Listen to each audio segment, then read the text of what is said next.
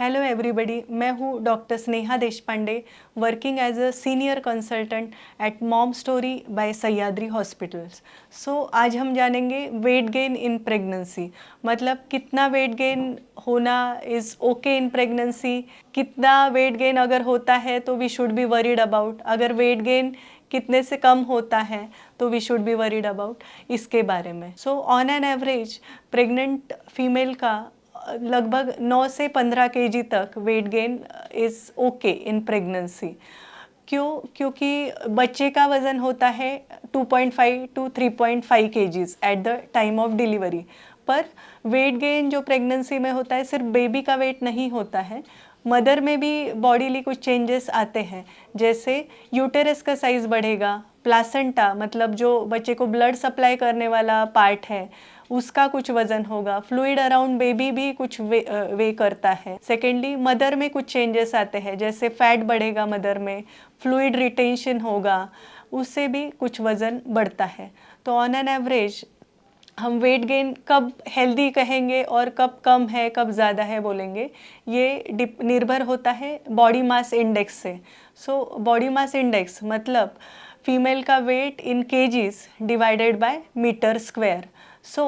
Normal average body mass index we consider as 18.5 to 24.9। अगर हम pregnancy start करते हैं तभी अगर बॉडी मास इंडेक्स 18.5 से कम है तो उस केस में even if weight gain is 13 to 18 KGs तो that is normal.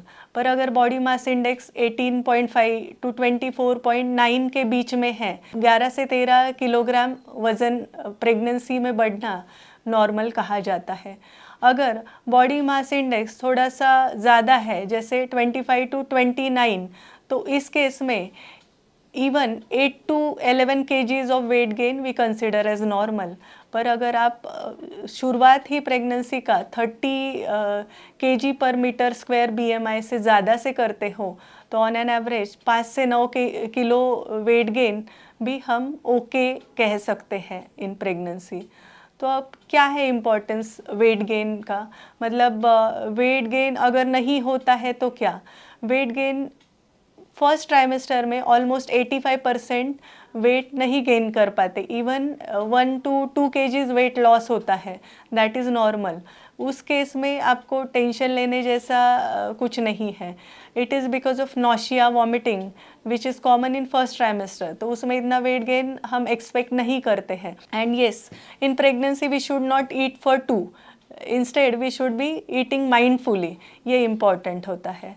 First trimester में अगर वेट गेन नहीं है तो that's okay, but second and third trimester में आपको on an average ½ KG per week ऐसे वेट गेन होता है तो we consider it as normal weight gain. अगर बहुत ही ज़्यादा वेट गेन जैसे हमने पहले ही बोला है होता है तो उसके क्या कॉम्प्लिकेशंस है? तो कॉम्प्लिकेशंस मदर एंड बेबी दोनों के लिए भी होते हैं। मदर में अगर वेट गेन ज़्यादा है तो ऑब्वियसली बाद में लूज़ करने में दिक्कत आएगा, ये है। सेकेंडली जिनका बीएमआई ज़्यादा है, वेट गेन ज़्यादा है, उनमें जीडीएम या डायबिटीज़ इन प्रेगनेंसी डेवलप होने का या secondly hypertension in pregnancy develop होने का चांस ज़्यादा होता है।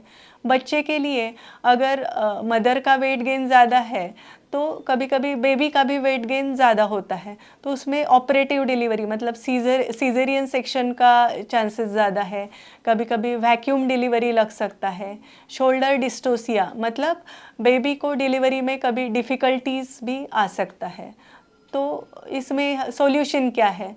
तो माइंडफुल ईटिंग मतलब खाते वक्त हमें ध्यान रखना है कि कितने कैलोरीज मिल रहे हैं। तो on an average first trimester में फॉर नॉर्मल प्रेग्नेंट फीमेल अगर 1800 calories in first trimester, 2200 calories in second trimester and 2400 kilo calories in third trimester consume होता है तो that we consider as normal. Obviously इसमें कुछ वेरिएशन रहेंगे depending on your lifestyle, depending on your work pattern, but ज़्यादा weight gain करना भी healthy बात नहीं है। तो वो अवॉइड कैसे करेंगे? डाइट एंड एक्सरसाइज से। डाइट में एडेड शुगर आपको अवॉइड करना है। खाते वक्त प्रोटीन एंड फ्रूट वेजिटेबल मतलब फाइबर का पोर्शन ज़्यादा रखना है। कार्बोहाइड्रेट में भी प्रोसेस कार्बोहाइड्रेट या शुगर का कंजम्पशन कम करके कॉम्प्लेक्स कार्बोहाइड्रेट डाइट में ज़्यादा रखना है।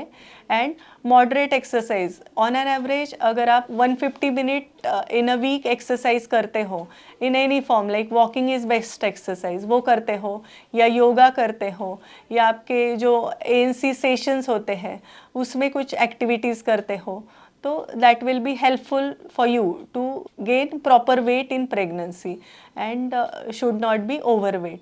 देन अगर आपका वज़न जो बोला है उससे अगर बहुत ही कम गेन हो रहा है तो उसमें क्या है, तो उसमें बेबी के लिए कुछ प्रॉब्लम आ सकते हैं।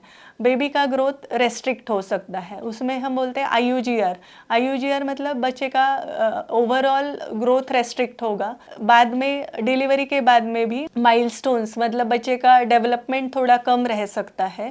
थर्ड थिंग, अगर वेट कम है तो बच्चे को फीडिंग में डिफ़िकल्टी आना, इन्फेक्शन जल्दी कैच होना, ये सब रिस्क भी हो सकता है। तो हमें प्रेगनेंसी प्लान करने से पहले ही अगर हम आइडियल बॉडी मास इंडेक्स से शुरू करते हैं तो वो बहुत ही अच्छा रहेगा।